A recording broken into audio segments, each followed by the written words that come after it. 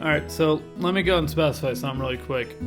Normally, it'd be milk, but it's whipped cream right now today because he ended up recording another episode with me earlier and got milk. So we're changing it up.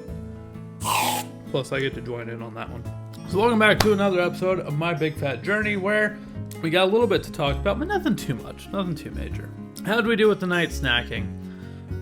Did good. We ended up having 2 slack nights, which was last night and Thursday night. It's the nights where I stay up a lot later and I have a lot more suffering going on because I'm up for a more substantial amount of time than I would normally. So with that downtime comes very, very bad cravings, very, very bad stomach pain almost. It does hurt sometimes just because it's just how hungry I can be.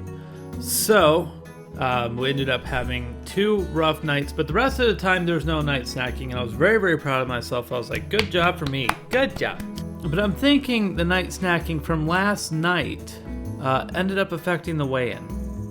I think I still have some food in my system that has not burned off and has not been processed yet. So I think, don't hold me to it, but I think next week we're probably going to see a bigger loss just so long as I do not night snack next Saturday night.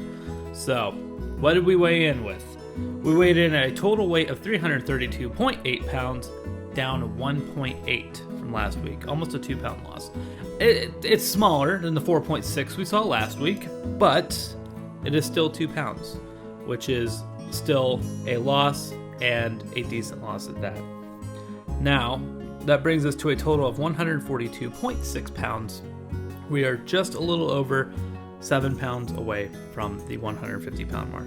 Really looking forward to getting there.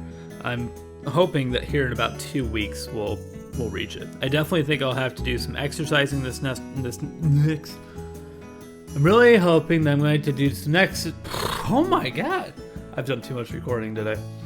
I'm really hoping that I can do some exercises this week, so that way we can really push ourselves to that point.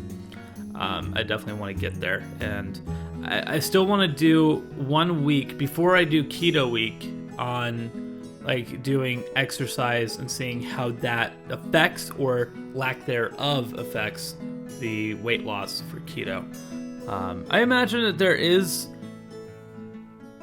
a weight loss effect, but as to the magnitude of it, I would like to know what that is, because it could be something woo, or it could be something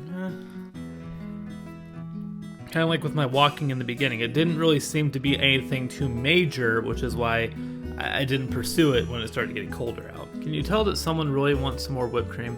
Are you a good boy? There we go. So, anything new this week, though?